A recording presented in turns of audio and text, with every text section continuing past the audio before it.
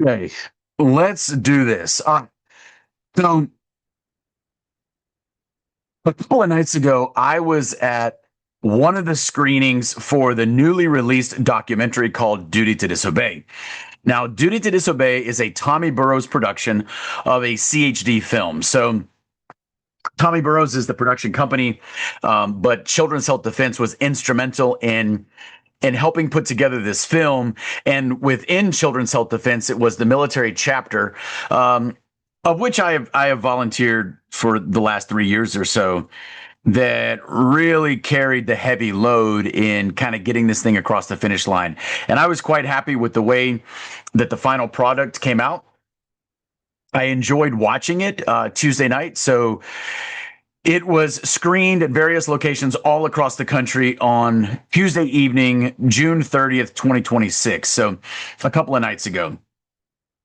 And I was invited to the Independence, Ohio screening by that screening's host, specifically so that I could attend and then also just share some words, a short speech after we watched the documentary. So that was great. I enjoyed being there. Imagine being in a place called Independence. They're in Ohio just a couple days before the 250th anniversary of the Declaration of Independence. So, yeah, a couple days before July 4th, I appreciated being in the aptly named Independence, Ohio. So a day or two after I gave that speech, I published the text of the speech onto my Substack, and I'm going to read that here. I know some of you may be interested in the speech, but perhaps you would prefer to hear it read by myself than to go read it. It's not that long. So on my Substack, when I posted it with a short preamble that just kind of explained what it is. So I'll read that, and then I'll go into the actual text of the speech proper. So reading now from my Substack, it says, the text below is the speech I gave at the Duty to Disobey viewing held in Independence, Ohio on June 30th, 2026. Now, I posted this to my Substack 2 days later on July 2nd, so a couple days ago. Okay, returning to the reading. This text appears exactly the way I wrote it, but may deviate slightly from the way it was delivered. There were a few additional statements I inserted in the speech in the moment that are not reflected below. The speech originally had no title. I chose the title in order to post it here. Now, that title is Moral Injury, American Identity, and the Power of Consent. So when I gave this speech on the night of June 30th, it didn't really have a title. In order to post it to Substack a couple of days later, obviously I knew the themes that I had covered in the speech, so I went ahead and gave it that title. Okay, returning to what I wrote here. One of the themes central to this speech is moral injury. I was glad that moral injury was mentioned in the documentary by Dr. Chrisanna Shackelford, who was the first individual that I heard adequately describe this phenomenon as it relates to the military's COVID shot mandate and other response measures. If you missed the viewing of the documentary, you may still purchase DVDs at dutytodisobeyfilm.com. Full text of the speech below. Okay, so we're going to go ahead and I am going to start reading from the actual text of the speech itself. Like I said, I just wanted to go through that quick preamble. I posted that preamble here just so if people come to my Substack, they know exactly what they're reading, etc. Now, I'll try to keep the commentary to a minimum. I kind of just want to read through the speech. I may stop in a couple places or whatever, but that's not really my intent. My intent is to kind of read it as if I were delivering the speech. Now, with that said, as you heard me say, and as I wrote kind of in this opening description of what this is, I mentioned that there are probably slight deviations from what is written to the way it was delivered. And that's because I pretty much delivered what was written, but I did just in the moment, I would either offer a more clarifying point or maybe something that I thought of in the moment to further emphasize.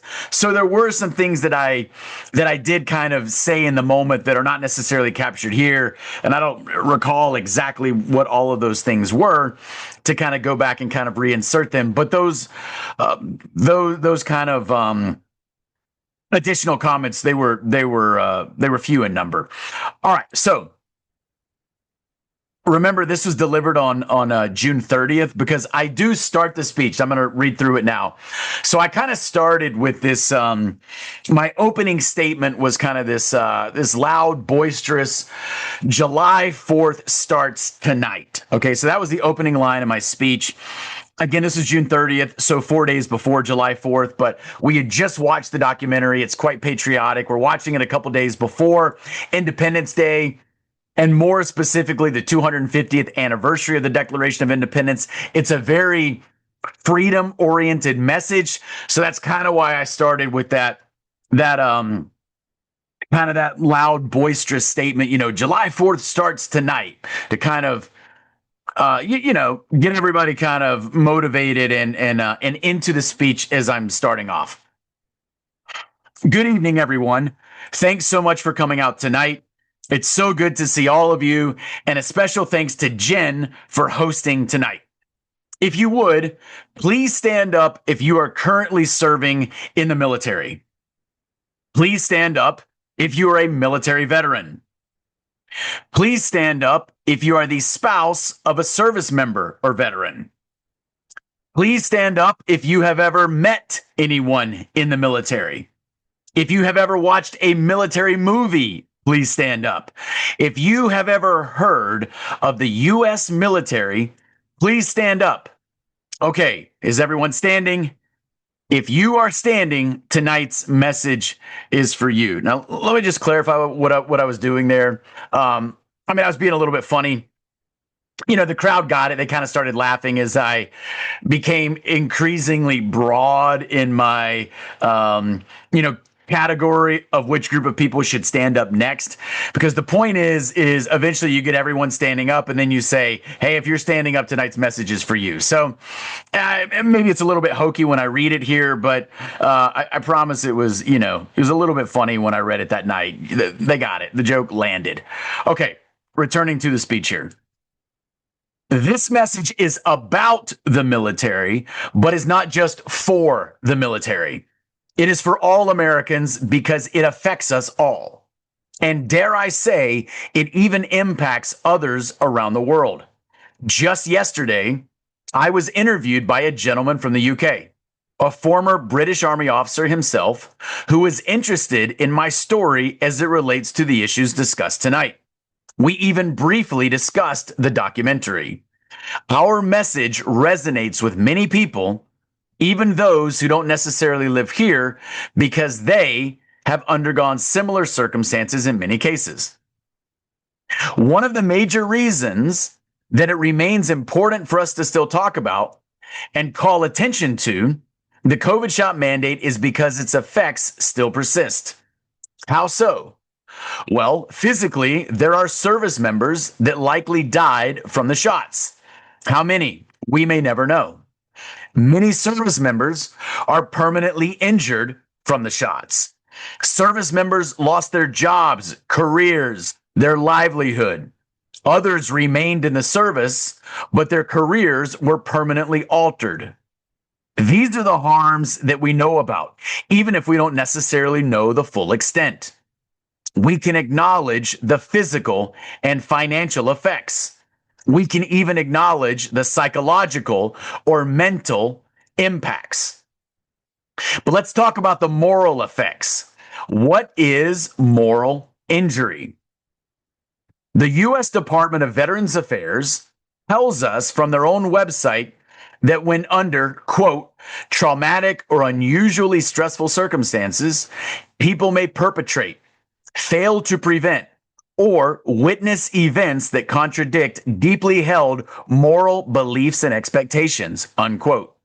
This then leads to moral injury, which is the, quote, distressing psychological, behavioral, social, and sometimes spiritual aftermath of exposure to such events, unquote. Here's what this means. It means that if you are directly or indirectly a part of acts that conflict with your moral code, it may cause a type of disjuncture or disconnect. This can be especially acute if you are part of an organization or institution that has a well-established moral code, ethos, or set of principles that it purports to uphold. The profession of arms is such an institution. So imagine the disconnect that may occur when we witness the leaders of the institution act in open and defiant opposition to the very virtues and values that are said to be at the core of everything the institution represents. That disconnect is moral injury. We can all recognize what it may feel like. It's also important to know that it has a name: moral injury. What does moral injury look like? I'm citing from something I wrote on my own Substack back in May of 2023. I said, and let me just pause right there. If some of you are familiar with my Substack, you may recall the piece that I wrote on moral injury back in 2023. And so I'm citing from something that I wrote then that I included in this piece because, I'd already written about moral injury previously. So I say, citing myself from that earlier Substack, to truly see this, we must understand that there is a large portion of the currently serving military population, as well as many veterans who have recently departed from service, who are suffering moral injury in some capacity that falls within the definition provided above from the U.S. Department of Veterans Affairs. The website explains that these suffering individuals likely fall into the following groups. Group 1, those who participated in some action that goes against their own moral code. These would be those individuals who were uncomfortable with the policies implemented by DoD, but went along with them, perhaps to save their careers. This group could also include those who were initially true believers in the injection policies, but have since learned the reality of the objectives behind the mandates and now find it difficult to reconcile their own previous actions with what they now know. Group 2, those who witnessed an action that violates their own personal moral code. These are the individuals that did not directly participate in the harmful actions that were part of the COVID-19 response policies. They may have even openly opposed them, and perhaps were even harmed in some way by the policies, such as loss of promotion, loss of desired duty assignments, or loss of one's career entirely. This can be difficult for individuals to accept because they likely feel a strong sense of identity and professional kinship with an organization, the military, that has betrayed their trust and has instead turned against what it purportedly stands for, such as the Constitution. Group 3, and often individuals can fall into both of the above categories. One can participate in bad actions as part of a group or organization that also pushes the bad action. In this type of case, the participating individuals perhaps feel that they were trapped and coerced into doing what they did. In turn, they feel both like a perpetrator and a victim. How does this moral injury manifest itself? Again, we will consult the Department of Veterans Affairs website for their entry on the topic of moral injury. First, for those who committed acts that violate their own moral code, group 1 above, they will feel guilt. This guilt is act-oriented, which means that the person's guilt is directly tied to whatever action is deemed to be in direct opposition to the person's moral code. Let me read that again.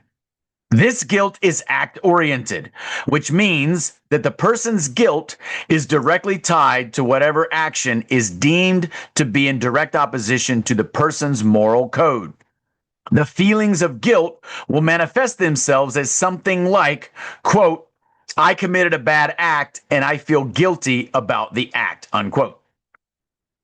Specifically, there are leaders all across the military that feel guilty for pushing the COVID shots on their subordinates when now it is abundantly clear that the shots were harmful. By the way, let me just insert here. I'm still citing what I wrote 3 years ago. So when I say when now it is abundantly clear that the shots were harmful, that's a statement that I originally wrote 3 years ago. How much more information has come out in the past 3 years to make it even that much clearer that the shots were harmful? All right, let me return to what I'm reading here. They may also feel guilty about marginalizing the individuals who resisted the injections. Whether or not these individuals have the courage to admit their guilt and do anything about it remains to be seen. But the guilt is undoubtedly there. Another way in which moral injury affects those in group number one is through shame. The shame goes further than guilt. Rather than being about what one has done, the act, shame is about who one is, the actor. This shame is expressed in terms such as, quote, I am a bad person because of what I did, unquote. It is immediately clear how destructive this type of shame could be. It can be prejudicial to one's self-esteem, professional output, and relationships with others in both a personal and professional setting. There are leaders across our armed forces who feel uncomfortable with themselves as a result of the policies they carried out. They are having a hard time looking themselves in the mirror. Some of them have a hard time wearing the uniform because they question whether or not they deserve to wear it. They are now unsure of their own character. They question whether or not they are the type of person who should be serving in the military or whether or not they should be serving in a leadership or command capacity. Again, perhaps they lack the courage to speak up, but that does not mean that they are not internally conflicted. It doesn't end there. The entry on the Veterans Affairs page tells us that disgust is another potential effect of moral injury. Disgust primarily affects the moral injury victims in group 2. This is a massive problem. This means that there are currently serving troops who feel disgusted with their leaders and with their organizations. They may actively resent both their local leaders at the unit level, these would be the leaders they interact with daily, and also the senior level leaders in the Pentagon that service members see as holding overall responsibility for the harmful policies. Truthfully, we must admit that many individuals will feel more than one of these sentiments, particularly if they see themselves as both a perpetrator and victim of the harmful COVID-19 injection policies. Okay, so all that I just read, that was cited from that earlier Substack, and now I'm returning to kind of what, the new stuff that in this speech.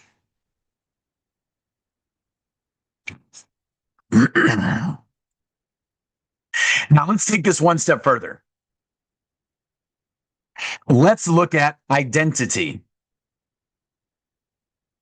Think about how important our identity is. Think about the importance of your name, your family's name, or the name of any group you freely associate with. Think of the symbols connected to groups you're a part of. National symbols, faith symbols, etc.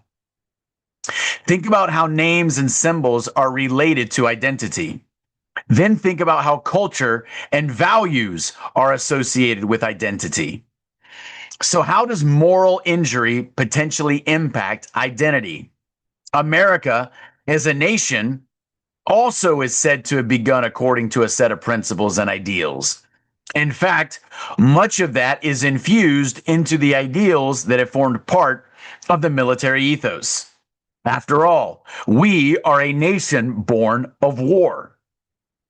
The principles of faith, Truth, self-determinism, and protected rights lie at the heart of what it means to be an American. We often contemplate this every year around this time.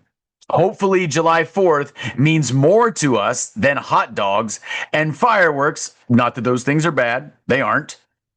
So, how do we explain how our own leaders, military or otherwise, seem to act in ways totally oppositional to what we have all been taught that our country is, does, and represents? Increasingly, it seems that Americans don't know what their country stands for. As we approach July 4th, particularly on the 250th anniversary of that date, we should know what our country stands for. And yet, many of our leaders do not know or do not care what our country stands for. They stand in direct opposition to the truth and freedom that we as Americans want to believe that our country is the grand champion of. What happens when there appears to be a gap between what we believe our nation to be and what we observe that it is? Ladies and gentlemen, I tell you that this disconnect is moral injury. Over time, we as a country have suffered deep moral injuries. When what we believe about ourselves is attacked, it is an affront to our identity, because what we believe about ourselves is such an integral pillar of our identity. And our identity is a core component of our very personhood. An attack on our identity is an attack on our personhood. An attack on the collective identity of a group is an attack on each person in that group. This attack on our ability to readily identify who or what we are is, in large part, caused by moral injury. And as much as we may look and say that others have perpetrated this great wrong against us, and that may certainly be true, we have also perpetrated it against ourselves. And when I say that, I do not imply that people here have committed some great injustice against this country that has then caused us to lose our identity. But I do say that many of the injustices perpetrated against this country come from within.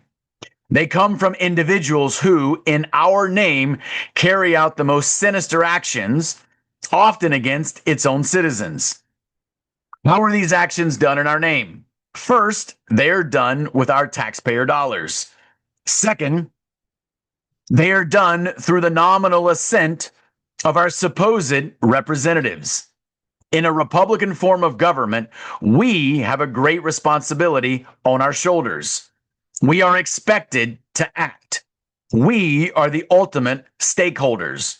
Under God, we the people are the subjects, not the objects of American sovereignty. We, as citizens, do bear some responsibility for what is happening in our country.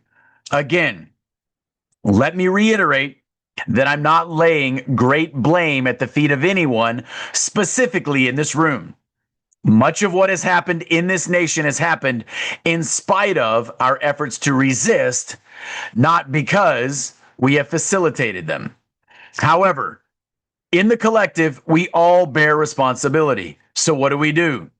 How do we resist the evil, the lawlessness, the sheer insanity that has taken our nation? Let me share some thoughts from a great leader of the 20th century. Some of you may be familiar with him, and some of you may not. His name is Alexander Solzhenitsyn. He was a Soviet dissident. He spent 9 years in the Gulag and was exiled from the USSR for his criticism. The day before his exile, in February of 1974, he released an essay to a tired, beat-down Soviet population that had already endured more than a half century of horrendous totalitarianism. The essay was called "Live Not by Lies," which is a powerful call to action that anyone can follow, regardless of position, status, or social influence. Solzhenitsyn says, and I will read a few excerpts, and now I'm quoting Solzhenitsyn.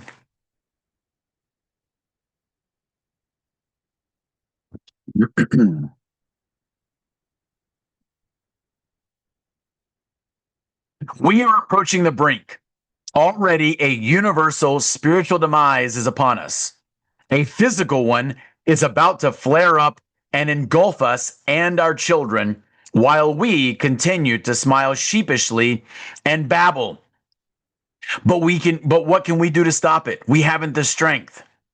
We have so hopelessly seeded our humanity that for the modest handouts of today, we are ready to surrender up all principles, our soul, all the labors of our ancestors, all the prospects of our descendants, anything to avoid disrupting our meager existence.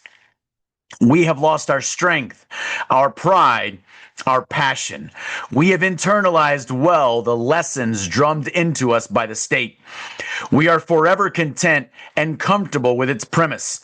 We cannot escape the environment, the social conditions. They shape us. Being determines consciousness. What have we to do with this? We can do nothing, but we can do everything. Even if we comfort and lie to ourselves that it is not so. It is not they who are guilty of everything, but we ourselves, only we. It will never come unstuck by itself if we do not, at the least, recoil from its most vulnerable point. From lies. For violence has nothing to cover itself with but lies. And lies can only persist through violence. It demands of us only submission to lies, a daily participation in deceit. And this suffices as our fealty. Our way must be never knowingly support lies. And thus, overcoming our timidity, let each man choose.